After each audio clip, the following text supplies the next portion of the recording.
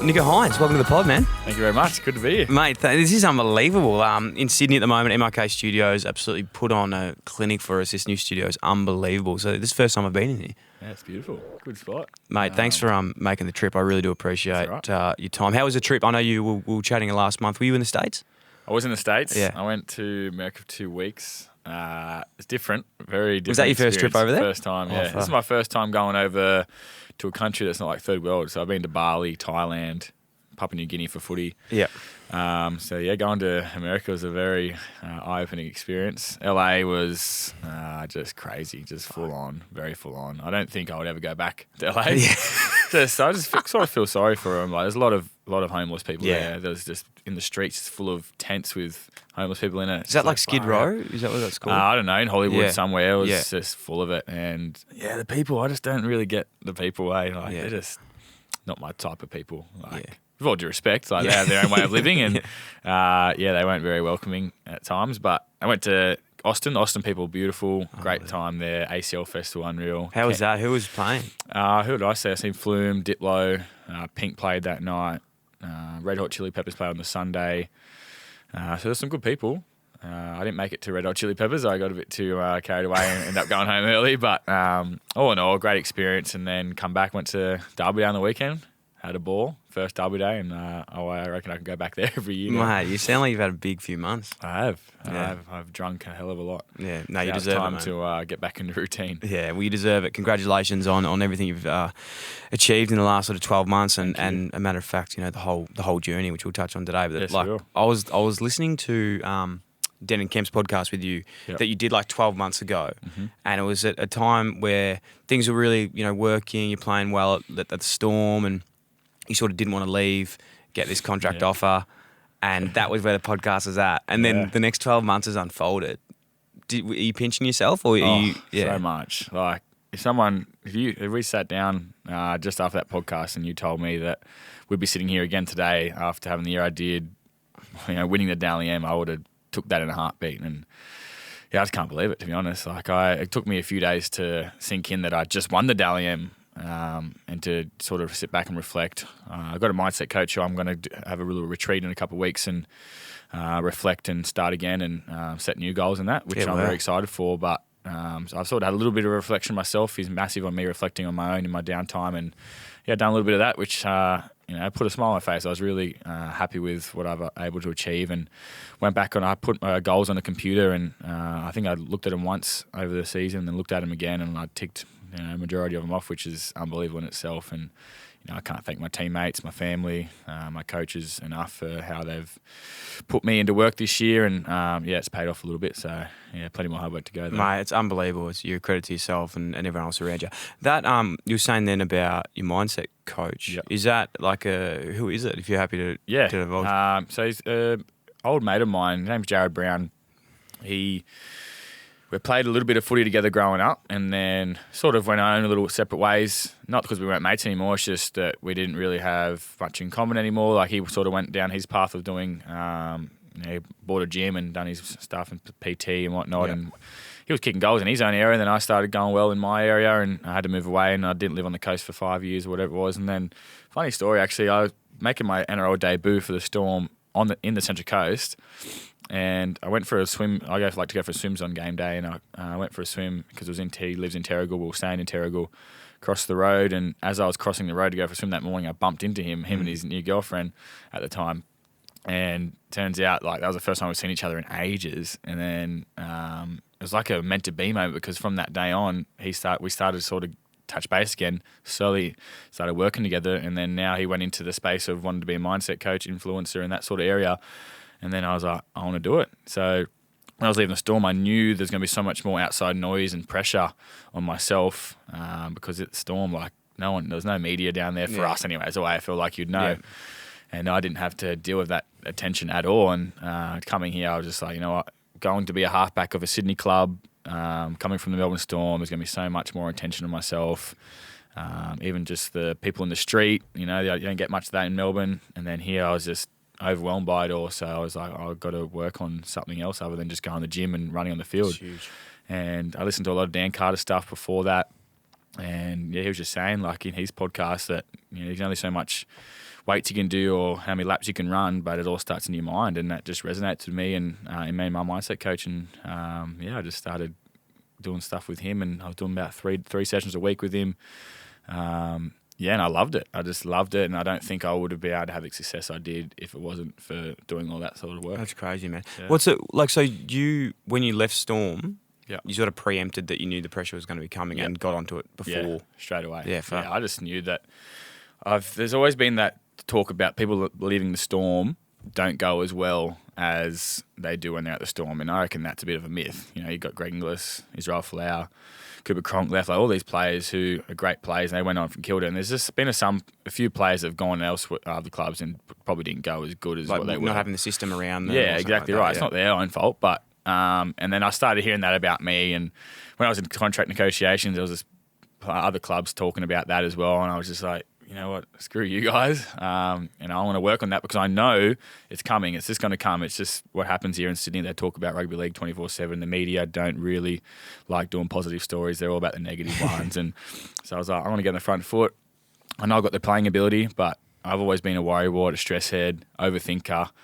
And I didn't want that anymore. I wanted to get on the front foot, and I decided to do that. Unreal, man. Proactive is the best way to be. Hey? Exactly right. right. I say this a lot throughout the shows, but I see a psych like once a month, and I don't necessarily at the moment feel like I need to, but like I just continue to do it because I just want to be like, if something does pop up or I'm struggling with something, like it's just more aware of it. It's all more aware of it, and then every time I go and speak, and have a chat and have a session with her, I leave going, fuck yeah, I needed that. Yeah, 100%. When like walking in, I was like, I can't be fucked today. Yeah, that's like, right. I can't be fucked at all. I couldn't agree more. Yeah, there was sometimes where like I love doing it, but I was just like, it's hard. Sunday Arvo, I might have had a good night on the piss or something. I was just like, I just want to lay down, watch a movie, and go to sleep. But then after every session I'd done with him, I was just like, far out. I'd go into that session. I feel like I'm on top of myself at the moment, but then there's always something that he would do new that I'm like, fuck.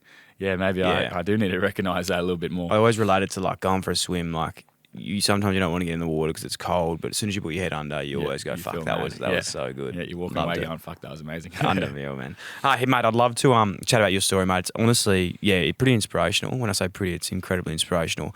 And especially given to what you've been able to achieve today and go through. I'd love to go back to the start. Yep. It's a good place to go. Growing up on the Central Coast. Yep. What was life like for you as a young Nicho? It was great. I had a few challenges, but I loved every bit of my upbringing. I actually caught up with an old mate of mine in Melbourne, and our other best mate, we were all down there actually having a yarn about our upbringing, which is really cool because you're sharing stories about what you did, what missions you got up to. So, I grew up in Yamina. I was born in Gosford. Played all my footy for Yamina Bunnies, went to school in Yamina as well, high school in Brisbane Water Secondary College. And, I ran amok. I had a great time. Everyone's pretty well aware that I grew up with my mum in and out of jail from, when I was 5 to about 12 years old. I'll probably touch on that a bit later. But then when I went to high school, she was out and she was sort of the fun parent. I lived with my dad and my stepmum when she was in and out, and they're probably more the stricter and wanted me to do well in school and all that. But mum come out and sort of felt like she was wanted to give us some lost time, so let us run amok a little bit, which was fun. And obviously loved to go on and get on the piss with my mates as well. But there was a certain time where I need to really knuckle down and start focusing on footy, and I ended up doing that. And chose to chase the dream, and it took the long road. But without those challenges and I think the tough times, then I probably wouldn't be sitting here today. So I really had a good. I wouldn't change my upbringing because I learned a hell of a lot. Lived on the streets a little bit. That's all the learning curves that you get in life, and I can hopefully transition that into when I become a parent and take some learnings from what I've done wrong and right and hand that over. Yeah, I love what you said, man. You wouldn't change your things. It's made you who you are today. Yeah. Talk us through, if you're happy to, like growing up with the relationship with your mum and dad. What was that like? Was it hard at times with your mum? I can imagine it'd be pretty tough as a young kid, being able to face that with a bit of like trouble at home. Yeah, it was. I don't know. They were civil. Yeah. They split up when I was about 2 years old, and me and mum and my brother and her new partner.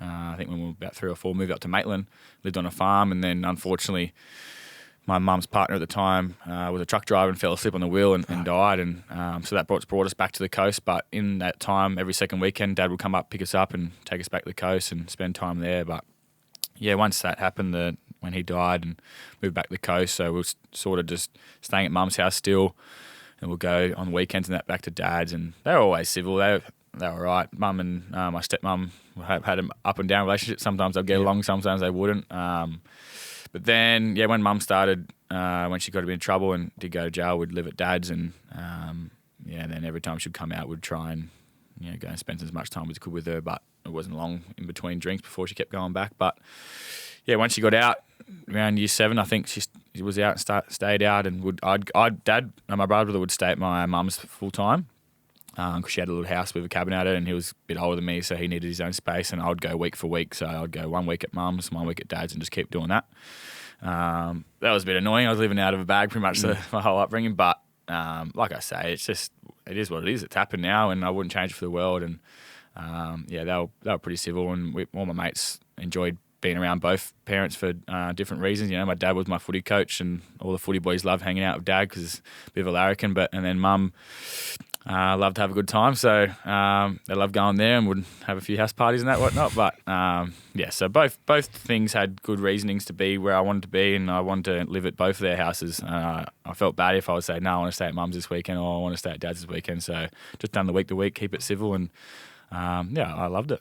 Where was footy in this period? Like, were you always playing as a junior? Was that like something that was really strong? I know from reading a lot of articles and stuff, your dad's had a massive influence on your footy. Yeah. So I played U minor, and then I was playing in like the rep teams, the Central Coast rep teams. So that was under 13s, 14s. And then I love touch footy as well. Like, I was a massive touch footy fan. I played touch footy. Yeah, tell us what's as a Victorian. I don't. Yeah, you wouldn't know much about it. Much tough footy is. It's like a 6-on-6 game. Very fast. Like similar rules to league, but you can't kick. You just have to run up, pretty much touch them and dump the ball, and then pick it up and run. And I think that's where I got a lot of my skill from, because you need to be a very smart thinker and quick with your hands in touch footy. I probably not the fastest sort of speed wise, but I'm probably faster than most people in my mind with decision making. So it's really quick decision making, and I just loved it. And you go away to tournaments and go around and play for the New South Wales Cup tournaments and whatnot. And I loved it. And one year I got kicked out of the Central Coast rep team for league purely because I went and played a touch tournament because I was trying to make the New South Wales team. So I just said I was doing something that weekend and I was sick, and I got caught playing because I made the New South Wales team. So I got caught playing that, so it gave me the flick. And then that sort of made my mind up, because then Manly Sea Eagles come on and wanted to get me down there to play in the Harold Matthews competition, which is under 16s. And Central Coast wanted me to stay there, and then I was like, well, you just kicked me out of the bloody rep team, so I'm going to go down to Manly. And that's when I got picked up from Manly, just playing a bit of schoolboy stuff. And then, went from there. I went and played Manly at under 16s, under 18s, under 20s, spent 1 year in the first grade doing the preseason and training and that, and then unfortunately got injured my last year under 20s. I was going to re-sign with the Seagulls for a couple of years and be in the first grade team.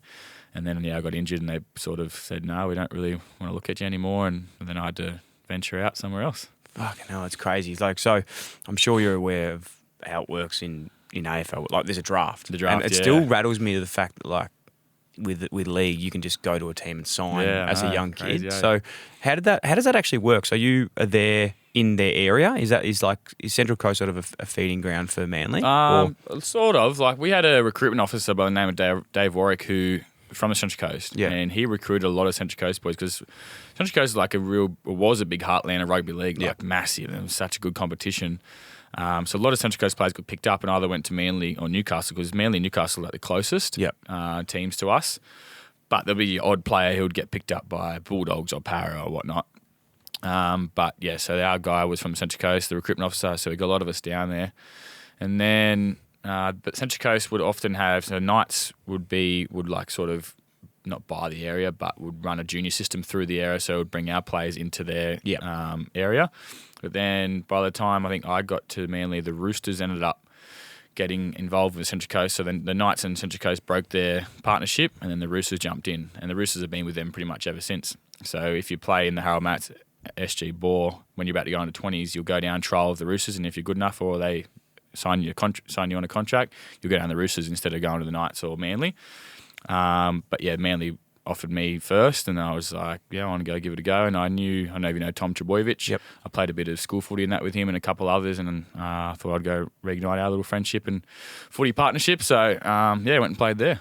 It's sort of like looks like it's not a linear path, but everything's sort of progressing to the way you think it is at that stage. You're 19, 20 years old, playing with Manly, looking like you're going to get a contract. Have this injury? Was it a wrist?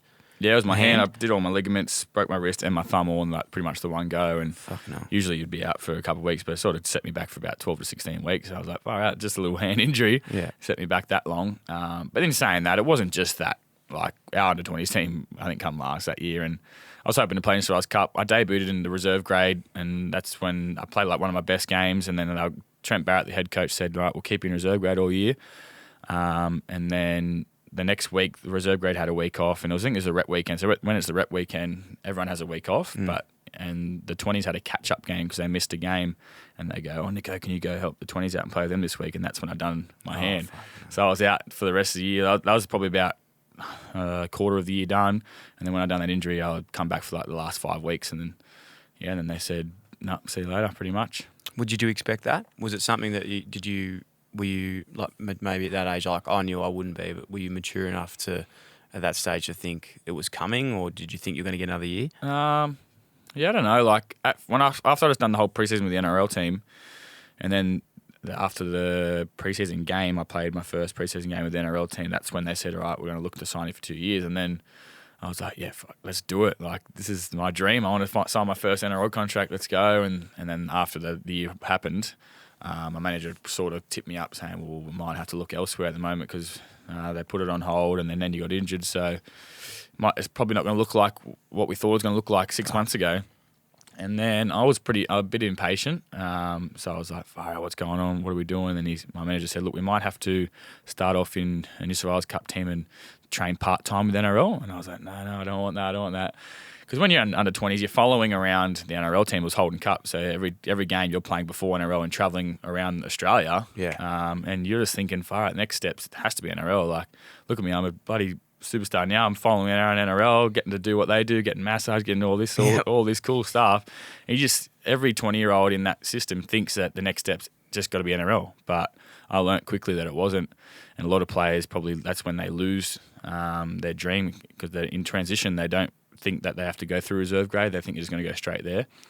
Where I learnt quickly that you have to go and play against men in reserve grade for a couple of years, and I had to do it the hard way. I had to go up to North Queensland and play in the reserve grade up there. It was the Cowboys feeder club, and I was just lucky that a coach who was at the Cowboys, and I followed the Cowboys my whole life. He was going to coach the Mackay team, who's the reserve grade of the Cows, and he just said, mate, I've been watching you. I really want to get up here and have a good year, and we can get you into the Cowboys system, and you can hopefully train alongside Jonathan Thurston one day. And I was like, far out. He was my idol, my hero. I want to get out of my comfort zone, go give it a go, and it's probably the best decision I've ever made. Really? So that basically is like a second division feeder club to the league? Yeah, so they had, in the Queensland Cup, they had their own team. So in the Australian Cup, like it'll be like say the Manly Seagulls reserve grade team or the Cronulla Sharks reserve, but they have Newtown. But in Q Cup, they have their own, like say Mackay, Townsville, Sunshine Coast. Like they have their own team, but then the NRL teams will feed their players into it. But because the Q Cup have their own little members and have their own little fans, so it's like a proper reserve grade. Like it's a really good competition. Yeah. So the Cowboys had 3 reserve grade teams, which was Cairns, Townsville, and Mackay, and their players would like drop into each of those teams.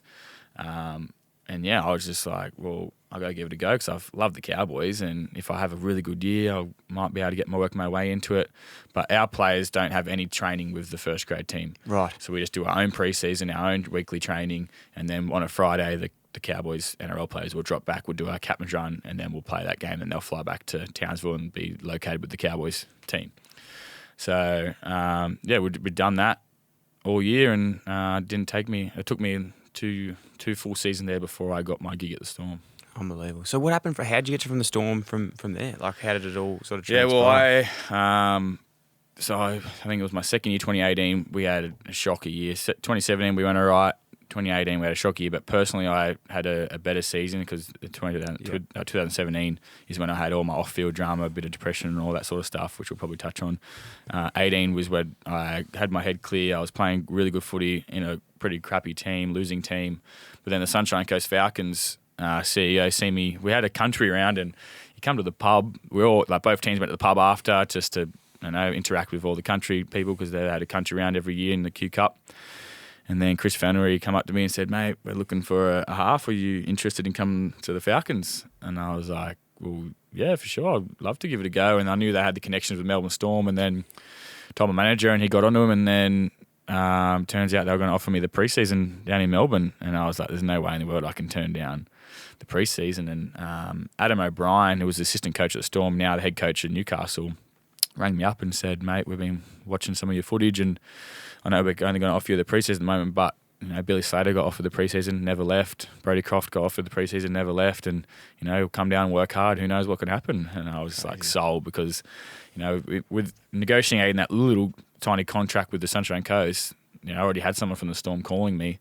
The whole time I was at the Cowboys, I didn't have any of them call me. And I was like, you know what? I'm out of here. And once that happened, then the Cowboys were like, oh, maybe we can offer you a preseason. Like, nah, no way. I'm going to the Melbourne Storm. And I've heard what the culture is, how hard they work. And if I was going to give it one last shot to follow my dream, I reckon it had to be at the Melbourne Storm. And it turns out I got lucky with that. Unbelievable, man. There's an incredible video I was watching of you, when you get your debut, which we'll talk about later, but I must say, did make me tear up a bit seeing that story and your brother getting up there and presenting the jumper.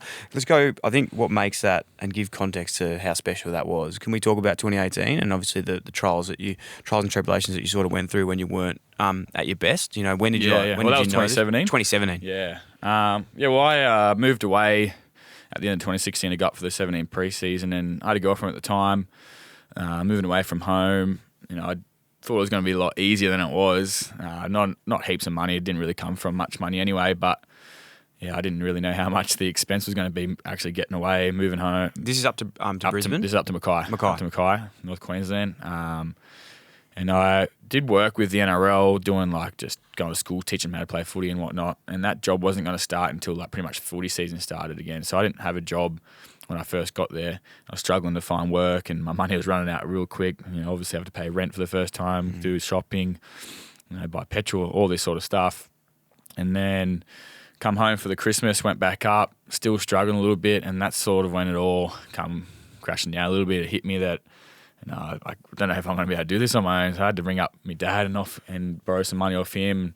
He chucked me 500 to 1,000 and probably had to do the same to my mum. And I wouldn't tell them after that I started struggling a little bit. And then me and my missus started going downhill hell of a lot and just wasn't working. And a lot of things happened in that sort of thing I won't really touch on. But we ended up breaking up and it all just come crashing down. And the one time was a domino effect, the no money, no job.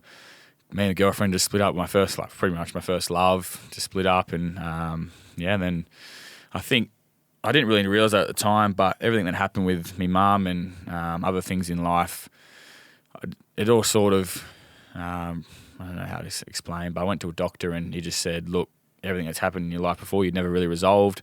All this has all happened again. It's all built up and you're just going through similar things, even though it's not the exact same, but the similar mindset, the similar heartbreak that you had with your mum, the similar heartbreak you've had now, it's just all added up and crashed down. And he just said, mate, I reckon you've got depression and we're going to diagnose you with depression. You're going to go see people. We're going to put the steps in place for you to talk to people and we're going to move on with this. And I was like, far out.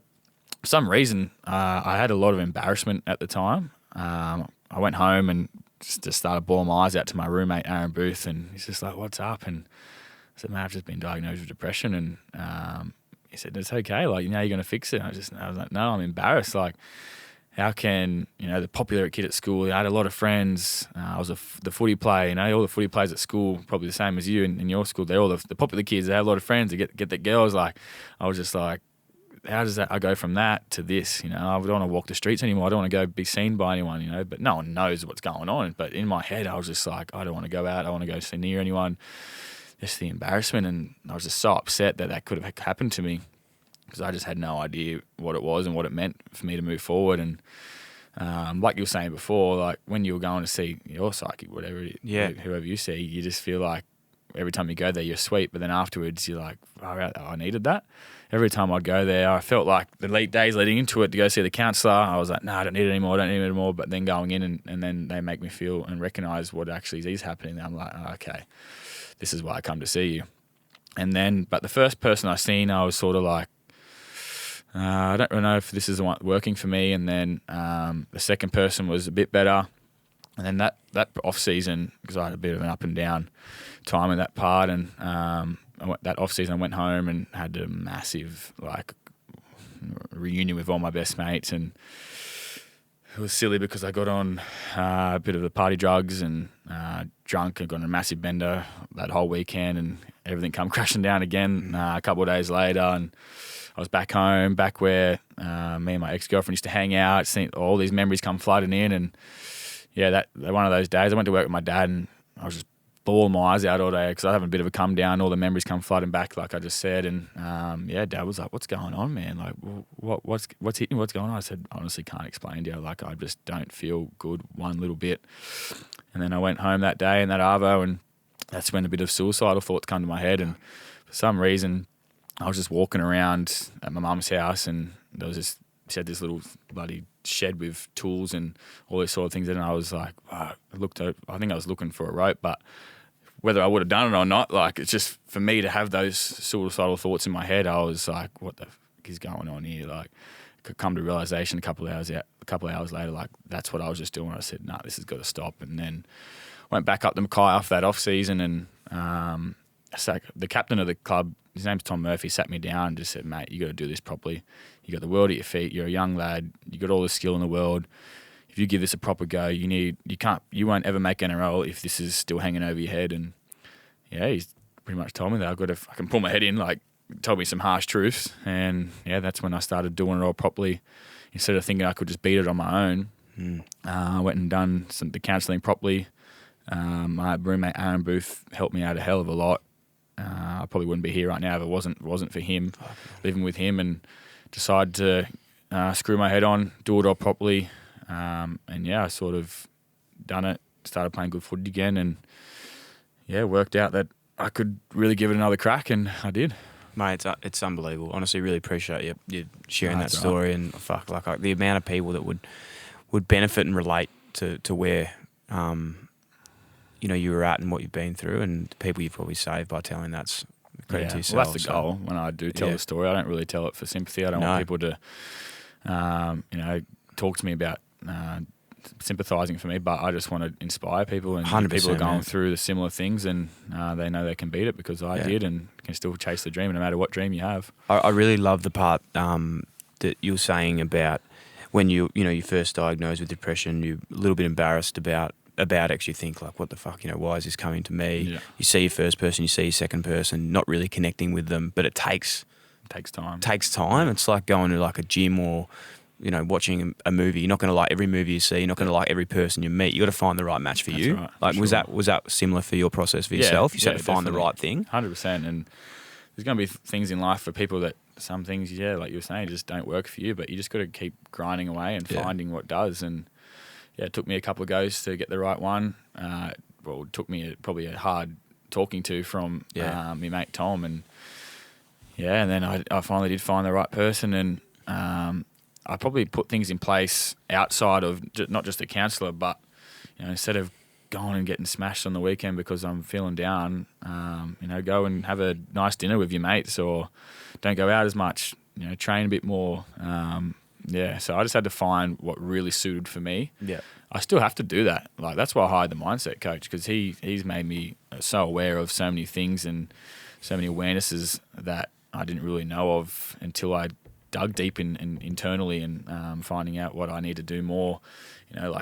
For example, I used to hate, if after a loss, I would hate going out in public because I was so embarrassed that people were thinking the whole time that, Nicho, you're a loser. Like, you lost the game last night. You suck. That's what back the old me would be thinking of. But now, like, you're human first. You need to find what's worked for you. Should be able to go walk the street after a poor game or after a loss because I'm a human, and that's what he's made me realise. Those sorts of things. So you just got to find what works for you, what routine. certain people you want to talk to. I've always, he's been telling me that I've got to surround myself with more positive people because, if you're hanging out with negative people, then it's just dragging you down and, it can take you into a downward spiral pretty quick. 100%, man. Absolutely love that. I love the friend Tom. Yeah. Like, what a blessing that was for that one conversation that, for someone, and without knowing his story, it was someone that maybe didn't have the talent or the future that, he saw in you to sit down and he didn't have to have that conversation with you, but to go out of his way and do that's pretty cool. Yeah, it was massive. And do you remember it? Clear as day. Yeah. Clear as day. And he's always been someone who's always told me the truth. I've never really, other than family, you always have your mates who, pump your tires up a little bit and, probably might be too scared to tell you the honest to God truth. But he's someone who always did, no matter what, whether I was in the right, whether I was in the wrong, even if I was joking, but it's there was a little bit of truth behind my joke. He would pull it up. So he calls a spade. And yeah, I just can remember we were sitting on the Mackay Stadium, the grandstand, and he just dragged me out there and we're just sitting there and he just said, laid down the law to me. And, he was probably 28 at the time. So he sort of knew he wasn't chasing the NRL anymore, but I just think he didn't want to see me maybe go down his path. He wanted to play NRL one day, but he didn't quite get there. And he's probably just seen something in me. And yeah, we're forever grateful for him in that conversation. We still keep in contact. He's travelling the world, Australia with his young family at the moment. So we only get to call every now and then because he's in no service. But every time I do, it's always good to hear from him. Unbelievable. So you're feeling good. You're getting in a better headspace. You've got some really good systems and processes around you. Surround yourself with good people. Yep. Get to Melbourne Storm on that trial. Mm-hmm. What was it like walking in the doors of that place? For someone that's not league focused, even in AFL and in Victoria, Melbourne Storm, and that's so well known that it's nearly like you walk in that place and become a better person, or better. You just you have to stand tall. Yeah, massive, and it's so hard to explain. When people ask me that, sort of you have to be there to understand what it does to you. And I spent that off season training my ass off because I knew I had to do the right thing for my last chance at making the NRL. And I just remember the day I walked through those doors, and I think it was maybe the second day or the first day, I'm not sure what it was, but I walked onto the field and Billy Slater was there. I literally just stepped onto the field and he's got his hand out to shake my hand and welcome me to the club and ask me where I'm from and what I'm about. And I was just far out, that's Billy Slater. And he's wanting to know who I am and what I do, and which was awesome. And have just the meetings, the demands they set for being a good human first and no dickhead policy. And you just want to train hard. You want to be a good person because you don't want to let the person next to you down. You don't want to let the person who's in the membership team down, the coaches down. Everyone just drives success and standards and culture and just being a good person. I was just far out. I wish I walked into this door when I was 17 years old or 18 years old because who knows what I could be doing right now. And that was just the place for me. And they sort of have the same standards and values as I hold as a person, being humble, being kind to people, treating people how you want to be treated. And yeah, they accept you for who you are, not your past. And, they love good stories as well. And, I think that's where me and Craig Mellenby sort of hit it off a little bit because he's someone who respects from where you come from and your past. And if you want to do change and make change and become a better person. And, and that's sort of where we set off. And I went and done the IDQ camp. Have you heard of that one? I think so. Is this the camp, the 3-day army camp? Far out. So I done that. And how was it? What was your experiences with it? Oh man, it was crazy. Is this so every new player goes? Every new player, yeah. If you're new to the club, no matter if you played 300 first grade games and 0 first grade games, you got to do it. And we had a really good crew and tough as nails. And there was one of the nights you had to get up and sort of tell your story and what you're about. And I told a bit of whatever it was of my story from then to that or from when I was young to that point. Yeah, wow. And no one knew this at that stage? No one knew at that stage. And I was sort of didn't know if I wanted to tell it or not, but everyone before me was getting up and getting emotional and telling it. And the reason I didn't want to do it is because I didn't want them to think that I'm telling this story for them to love me and want to treat me different and treat me better, I didn't want any sympathy. I was just got up and I was well, who would I to get up here and not tell my genuine story after all these players are? Yeah. So I just done it. And after that camp, I done pretty well. And Frank Producey, who him and Craig are the head, like Frankie's the general manager of the club and does a bit of their recruitment,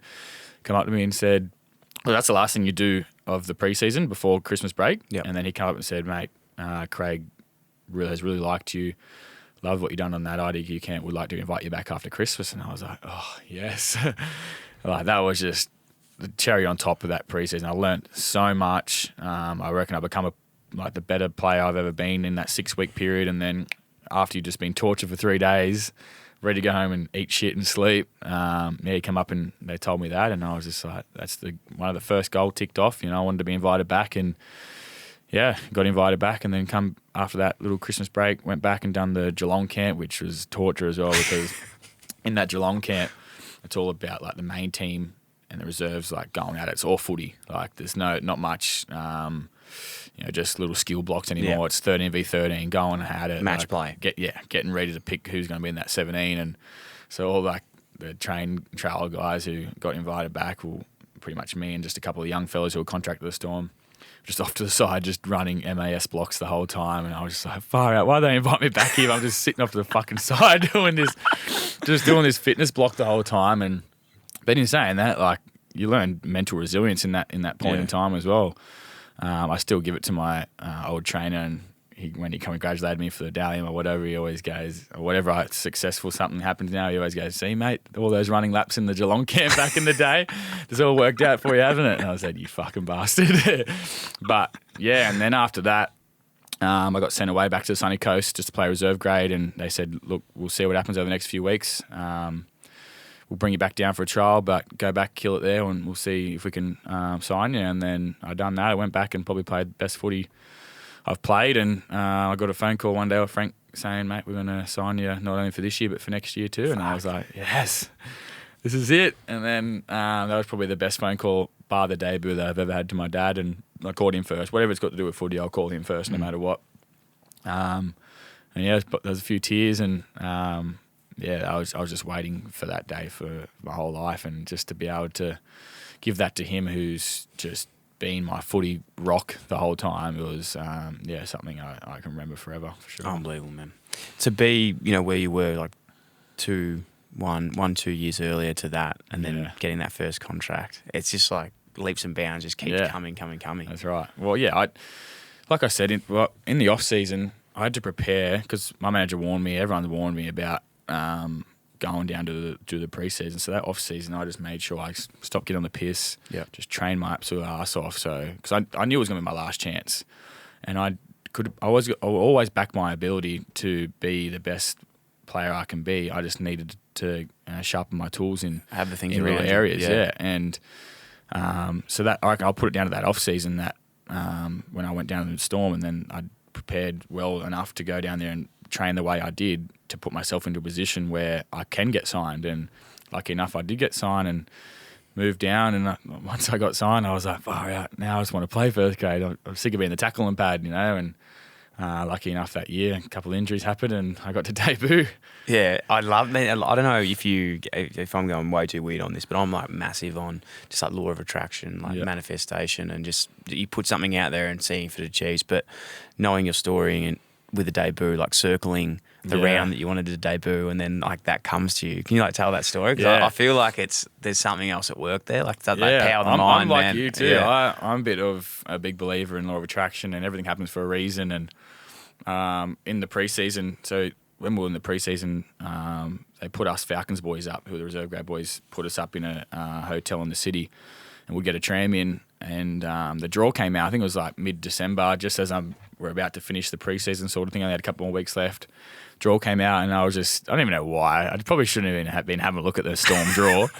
And I just was. And and I got off the tram, rang my brother, and I was like, fuck, Wade, Storm play South Sydney Rabbitohs at Central Coast Stadium, round 21 in 2019.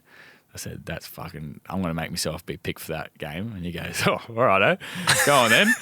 I don't know whether he was fucking believed I could do it, or whether he was like, all right, let's give it a go.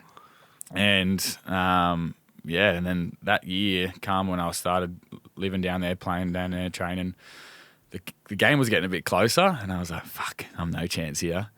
And at that stage, you're just playing like... I was just playing flying up. Yeah. So we'd fly up on a Friday, do captain's run with the Falcons on Sunny Coast, play, come back. So, it just got closer and closer. And then I think the week before, I forget who the boys played, we went and watched the Adam Goods doco, I'm pretty sure, at Chapel Street. What's the cinema at Jam Chapel Factory. Street? Jam Factory. Went there. And then me and Harry Grant were just sitting next to each other. And then I think Paps rocked up in a moon boot, and Jerome Hughes was walking around like he's back, like he was 95 years old.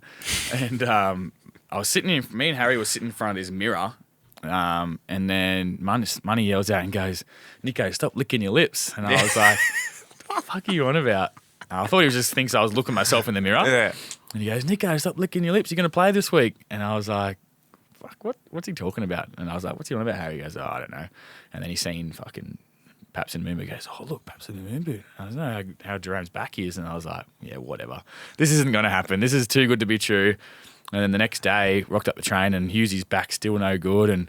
And they called me in to do some video with the NRL team, because normally the reserve grade boys are doing gym while the first grade boys are doing video. And they're like, yeah. And then they called me in, and then Jonesy, the physio, comes in and is like, "Oh, yeah, Hughesy's back's no good, so we're ruling him out, and we'll see what Paps's leg's like the Savo." And then I was like, fuck off. There's no way. There's no way. And then went out and trained, and Paps was over doing like a little fitness test over here while we were all training on the main field, and I was sort of like doing the old looking back and seeing how he's going. Bonser before the session's like, "Yeah, right, we're going to see how Paps is going, but we'll chuck you in at fullback and see how you go there and whatnot," and trained really well. And then I think after the session, Paps walked off and went into the gym, and Belzer come up to me after the session. He was walking past a few of the boys, and I was off doing some extras, and I was looking over of course, on extras, the side of me, yeah, looking at the side of me, my eye, look, see if he was coming to me, and then he walked past the boys, and I was the only one down this end, and I was like, fuck, he's coming over to me. What's going on here? And then he comes, stood next to me, and he's like, yeah, looks like the boys might be out. We'll see how Paps is tomorrow, but I don't reckon they'll be that good, and if they're not, we'll chuck you in. And I was like, oh, fuck off. I was like, that just happened. And then I was like, oh, what happens if they're right? Are you still going to take me? And he's like, oh, we'll see. Why is that? I was like, well, it's my hometown. I was going to go there. Just let me come. And he's like, oh, yeah, we'll see how we go. And then I walk over back after doing the extras. All the boys are standing there, and they're looking at me going like, are you in here? And I was like, fuck, I think so. And then, pretty much they ruled Paps out, and I FaceTimed my parents. I was like, they're going to let me know for sure tomorrow. But, first I rang my brother. I told him to go get my mum, get my dad, get everyone in the same spot. Yeah. And that's when I FaceTime, and they're all cheering. And I was like, don't, just be careful. Like, let's just keep it calm at the moment. They're going to let me know for sure tomorrow morning. And then, the next morning, Hoffy rang me and said, mate, the NRL have cleared it. They're no good. You're in. And I was like, far out. Like, that's awesome. And just for it to happen in my own hometown. Yeah. So that day, and then I rang my mum and locked it all in and got in the flight, and off I went to the Central Coast to play NRL for the first time. So good, man. Yeah. So good. And what was it like just being there? Unbelievable? Crazy. Yeah, unbelievable.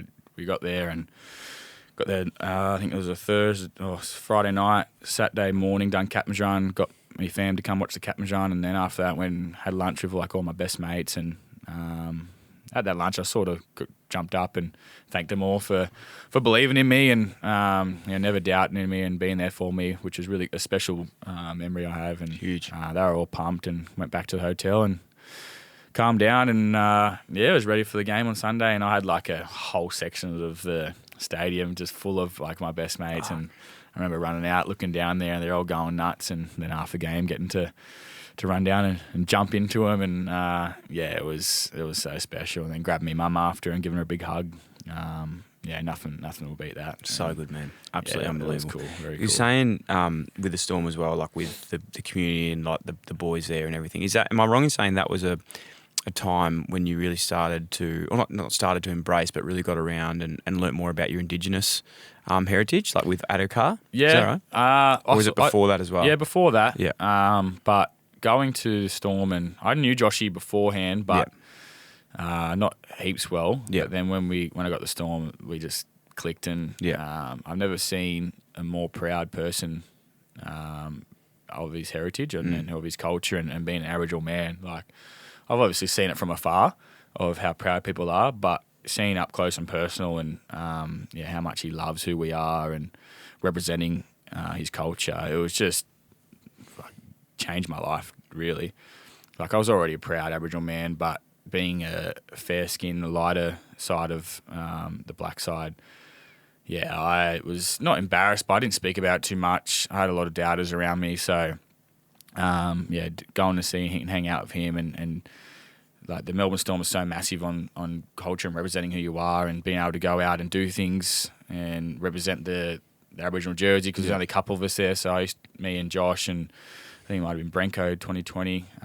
Chambers was there in 19, but every time there's only a small amount of us Aboriginal guys, so I'd always be one representing the jersey and showing off the jersey first, and that's what started me leading into being able to do more things in that side and represent and show off who I am and my culture.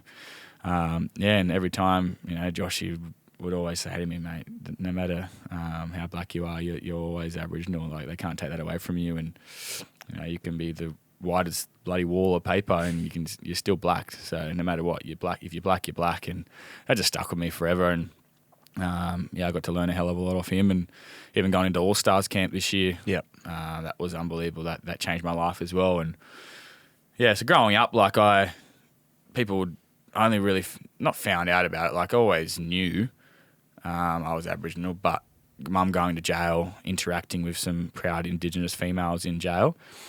She got to start to do painting and started to connect more with her culture, and they loved her in there. And then she would come out, and because I never got to meet her dad, and her dad's the Aboriginal side of her and me.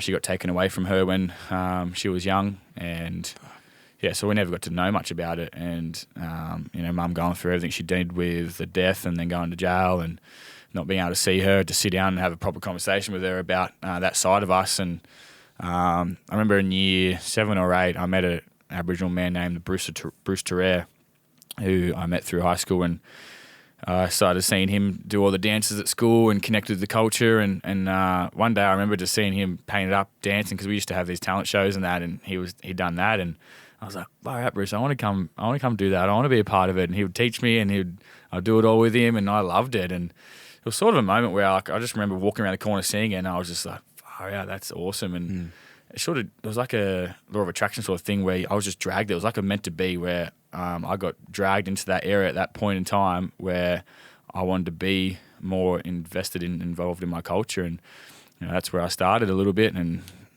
but then that's when the doubters also started saying, "Oh, how are you, black Nicho? Like, look at your white skin or your fair skin. You get tan in summer, but Aboriginal." And so from those sort of little doubters, I'd never really expressed how I felt about it. And I wouldn't say I wasn't proud, but I was just too scared to talk up and learn more, because you got all these people telling me I'm not something when I am. And so a lot of stories have come out and said I didn't find out about my Aboriginality until later in life. It's not that. It's just I didn't really know much about it, and I was too scared to talk about it, because there's that many people who don't embrace the Aboriginal culture in this country. So I was just a young guy who didn't know who I was and wasn't connected to my culture. And as I've progressed in footy and I've got to know more and have a platform to be able to go and learn more about it, and I've absolutely loved it. And now, like, I can honestly sit here and say I'll never ever be scared to talk about who I am, and I want to be an advocate and inspiration to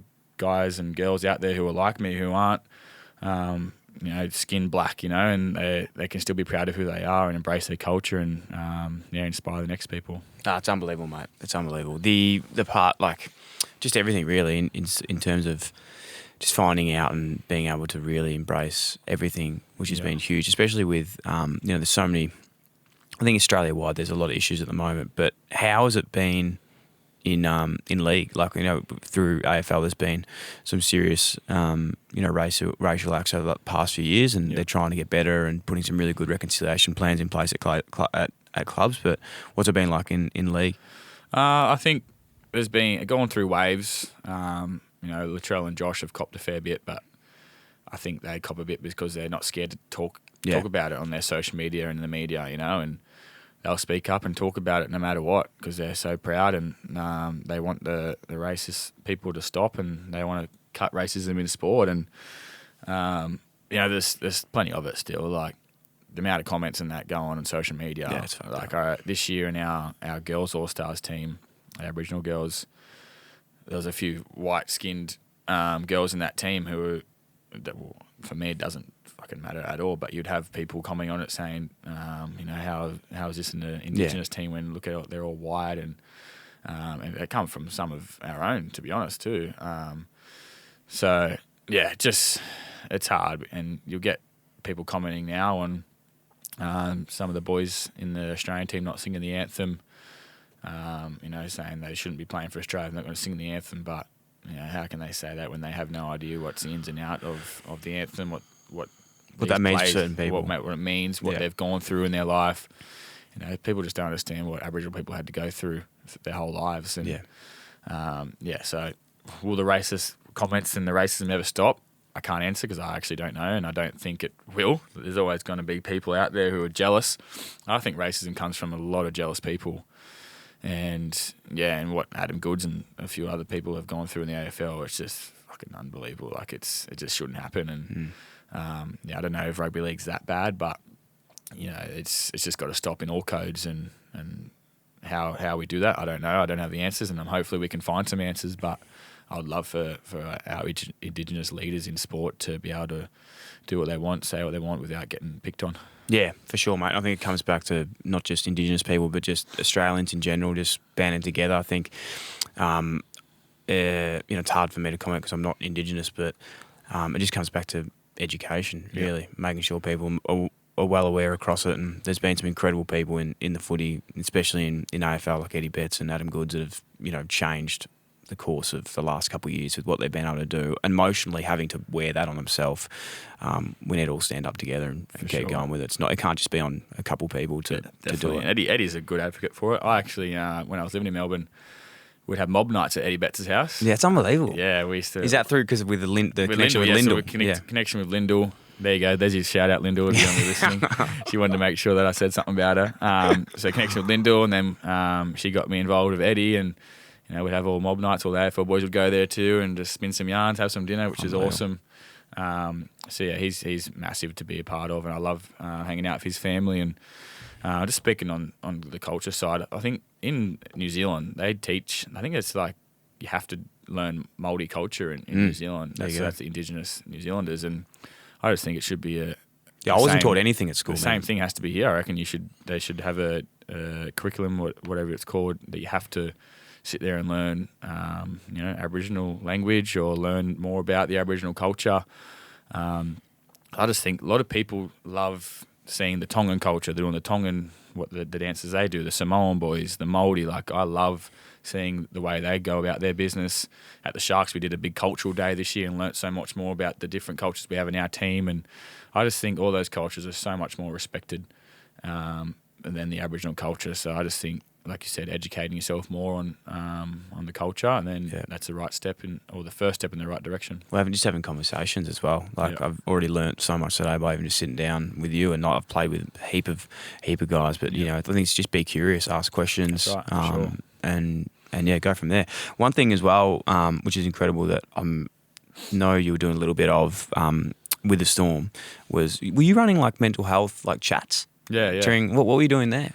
Well, obviously going through what I went through back in 2017, and I was lucky that I had a lot of people around me to talk to. Like I mentioned, Aaron Booth and my brother, my mum, my dad, Tom Murphy, the guy I was telling you about earlier. But I just know that there's a lot of people that don't feel like they could talk to people. And back in 2020, when COVID happened for the first time and the big pandemic, when we got moved up to Sunny Coast from Melbourne, and I just knew there was going to be struggles, and their families might have been struggling, and their friends and friends of friends were going to be struggling. So I just thought I'm going to use my past experiences. I've gained plenty of advice through that time. I've learned a hell of a lot through my challenges, and I just thought, I was nervous. I was shit scared to do it, but I was got up, and because we did this thing called Storm Hour once a week, and it was pretty much take the piss session, but there was a few serious segments, and I just said to Frankie, who ran the sessions, I said, look, I would like to get up and just run a little mental health segment in the Storm Hour. And I was like, I just got to do it because right now we're in such a unique space where all we had was each other. We're locked away in this resort for the season. There's going to be a time where you just don't know who's going to be going through a tough time, but we need to be aware of it, and we just need to talk about it. Unbelievable. And I think I was in the right space because all the boys respected each other's stories, respected, if someone's going through something. I just got up and just ran a little segment and just said, boys, this is the time where if we going to win a competition, we need to be the tightest group we can possibly can.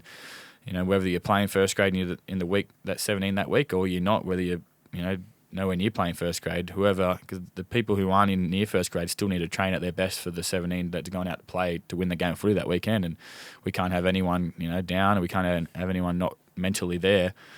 So I just thought I'd run it and done a couple exercises, which was cool. And and they loved it. And then we'd go off, and I think once or twice every couple of weeks we'd go off and have our little group, connection groups we called it. And you'd have a few questions you'd ask and just go around and everyone would answer the questions, and it just made each other connected, and you just felt way more connected and easier to talk about things. And you had players who have family left in Melbourne or in Sydney, or you can't see them, and some of the staff had their wives and kids back in Melbourne, so they can't see him. So it wasn't just the players; it was a one in all in, and the players, the trainers, and the coaching staff, they all loved it too. And it just flowed, and I was just so glad I'd done it, because if I didn't do it, I would have been kicking myself. And I'm not saying that's the reason we won a competition, but I reckon it's the reason why we all loved each other so much, and we were so close, and we all hung out. And when you're sitting in a resort and you're there with people for so long, you sort of get sick of them. Yeah. I did not get sick of them. I did not get sick of them. We just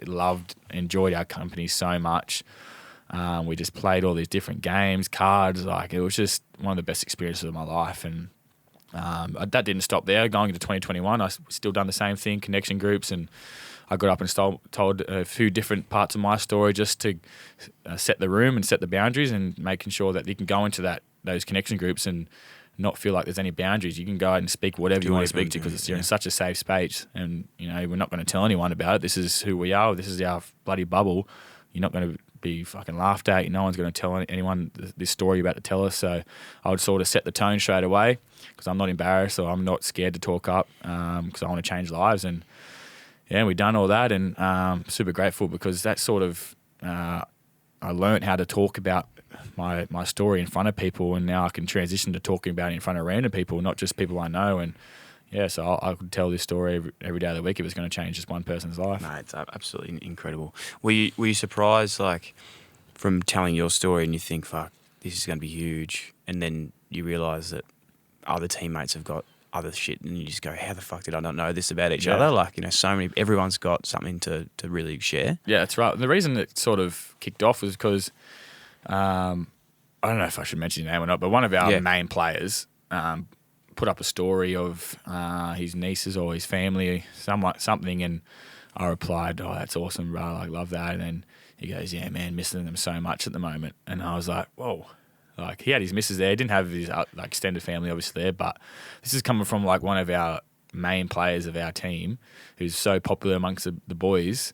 And it just sort of hit me. I was just laying in bed and it just hit me. I was like, far out, I need to do something here, because obviously people have their own things, but you're in a mindset where you don't think bad things happen to like great people. Like, you don't think they ever thinking like feeling like that. And so for him, like, who's a happy-go-lucky, he's so happy around the boys, you never feel like anything wrong with him.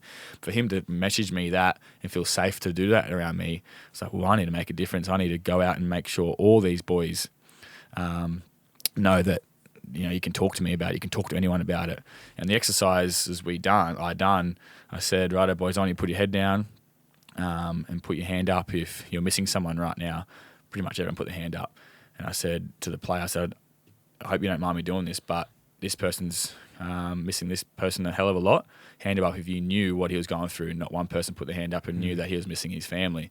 And I was like, see, boys, this is why, because we all need to talk about it. If you're missing someone, you're doing this, you just need to speak about it. And the respect and love I got from the boys that day was like, the reason I was so nervous is because I've only played a handful of games here, and I just didn't want to go in front of the boys, and then they just think, oh, he's just only played a handful of games. Get off the stage. No one wants to listen to you, Nicho. But they all sat there and they were all engaged. Come up to me and slapped me up after and said, Nicho, that was mad. We love that. And even like Cam Smith loved it. Like he was frothing on it. I was like, yes. But yeah, so the reaction I got surprised me, but it shouldn't have surprised me the way it did, because those guys are the best bunch of people in the world, and I just probably was just getting in my own head and being nervous about it, which I shouldn't have. But yeah, and it happened, and it blew me away, the overwhelming support I got, and that probably made me more confident to be able to go and do it at other places now, for sure. Fuck, man, how's the growth? Like, look back into, where you were a couple of years prior to that, to then getting up and telling your story, helping other people. Like, you must be super proud of yourself. Yeah, I am. Like, look, I don't do it for my own happiness. Yeah. I get happiness out of it, but I just get it. I do it because because all those things you go through, I always tell these people, all these things you go through in life, it's just advice to gain for the next person. Yes, not winning or learning. No, that's exactly right. And everything, all the advice I gained, there's no point in me holding it in and keeping it for myself. I want to try and make lives better, and I just want to inspire the next people. And if I can do that, then I'm doing my job. And I've got the platform now to do it all.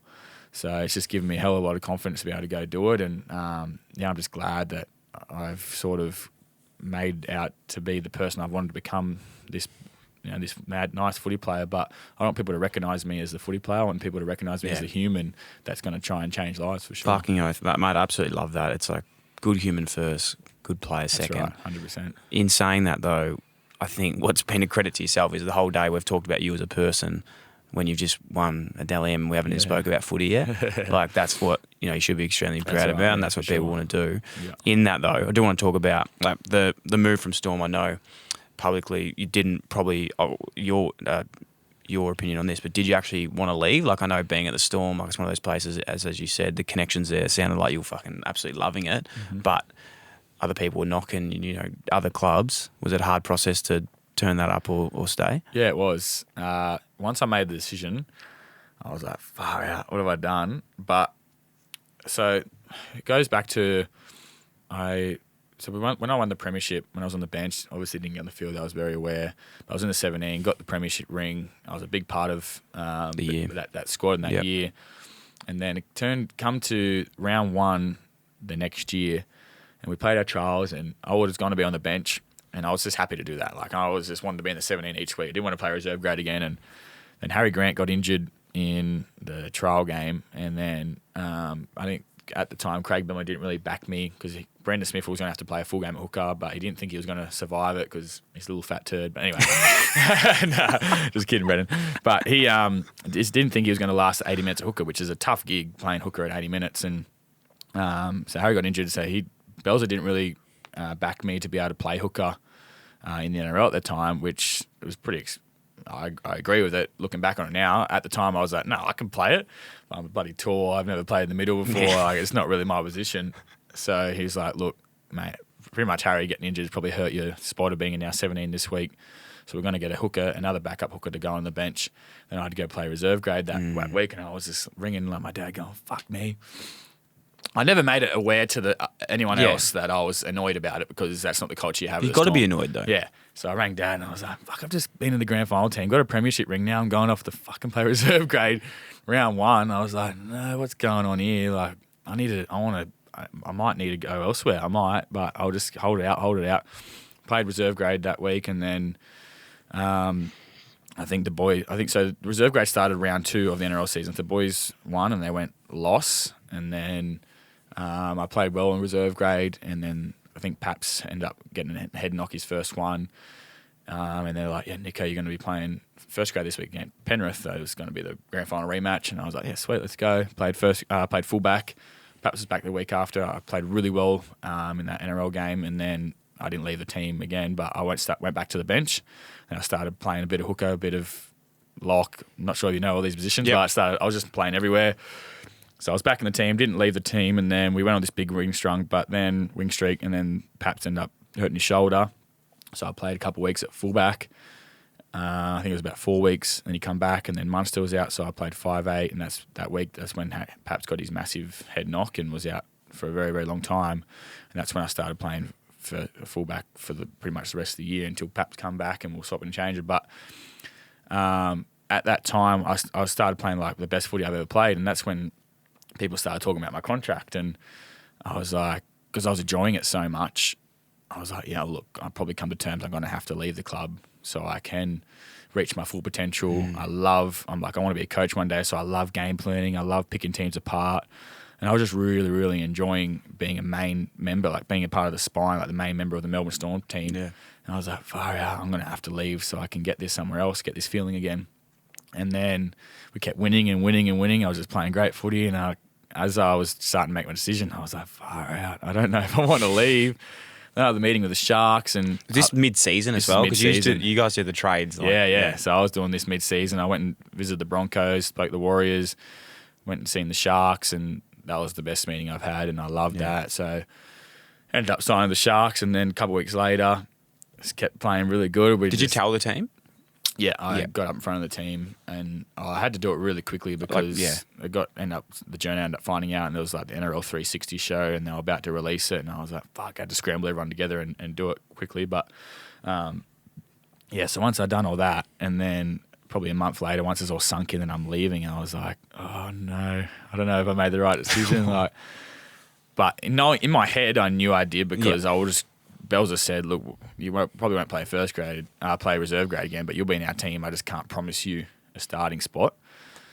So in my head, I knew I made the right decision to leave so I can be a starting player. But in my heart, I was just like, this is my family. Like, I've never, ever felt more of a family other than my own. But, like, it's so hard to explain because people were like, you're just leaving a club, you're going to feel that the same. But they made a dream, like a 5-year-old kid's dream come true that I never thought that was ever going to happen. The opportunity, everything. They gave the opportunity. They took me in.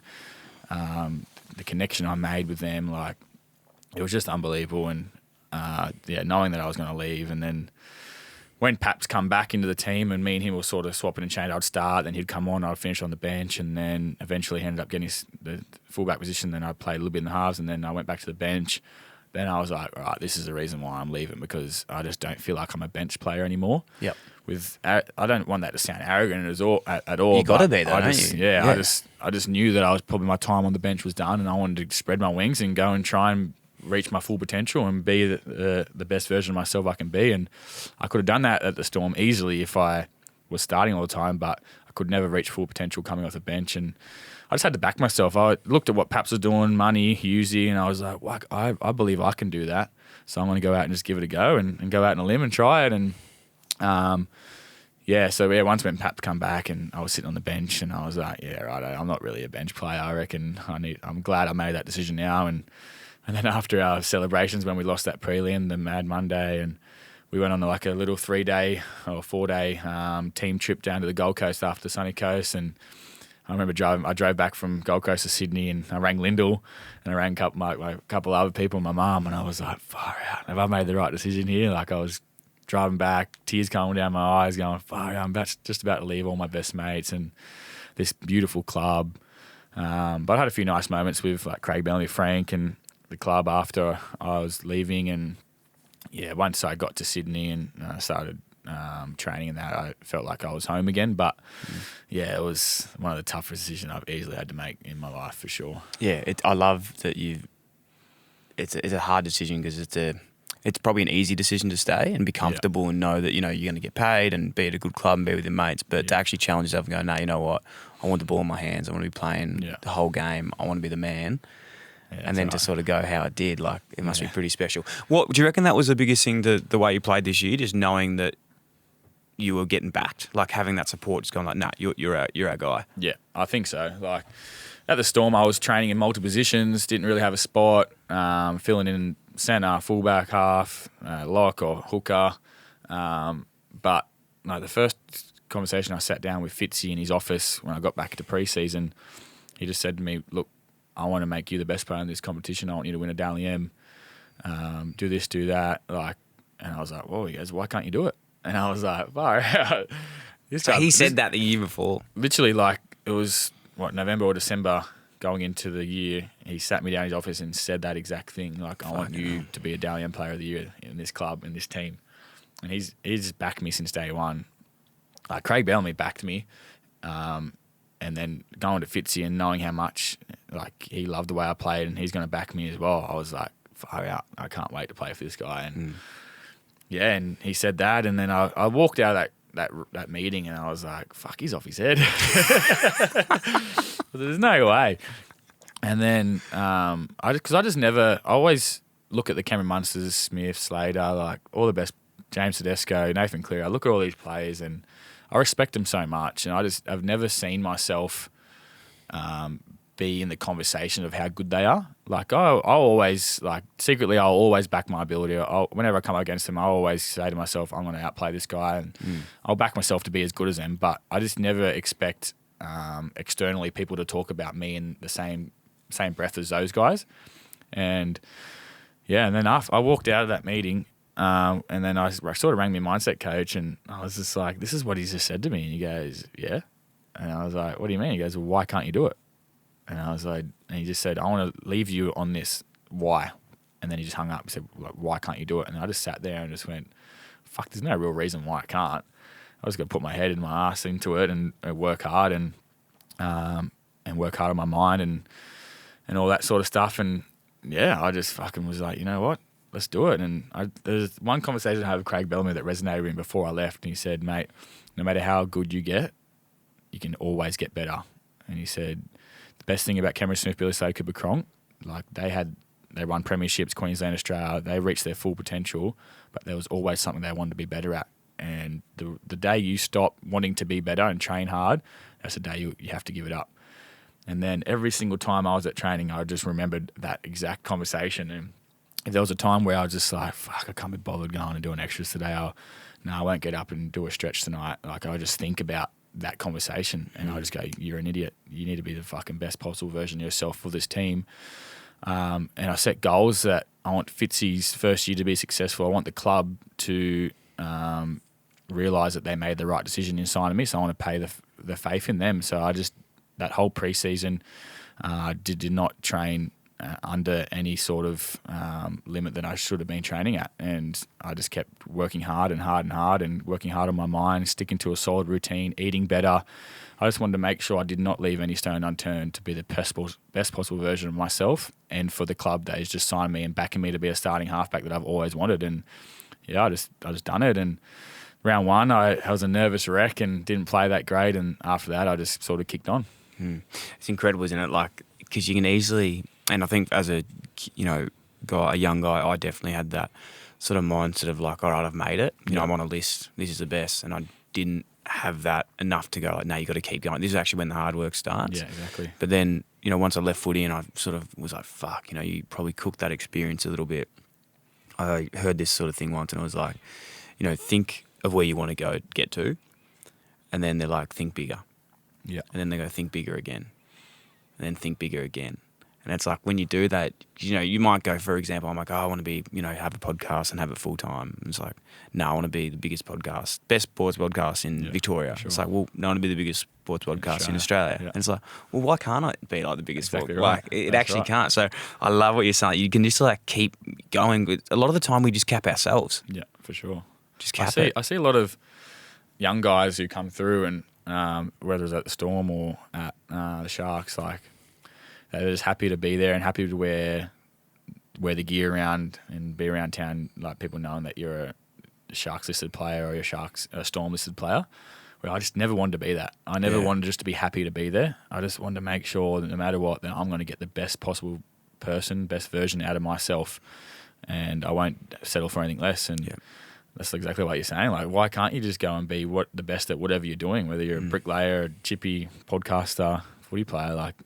The only person stopping you from doing that is yourself. And you reckon a lot of that, like that sort of grit and determination, gratitude almost just came from how tough it was to get there. You know what it is like to lose it. Yeah. Like know what it's like to not have the contracts, to not be performing at your best. I think so. Like, a lot of people make it without having a tough story, but I think a lot of people like myself who have tough stories and know how quickly it can be gone and know what it's like to go work during the day and then have to train in the afternoon and night time, might respect it a little bit more. But yeah, I think just everything we've gone through and I want to build a life for my mum and give back to my dad and just want to have a life for my kids when I eventually have kids if I get a girlfriend.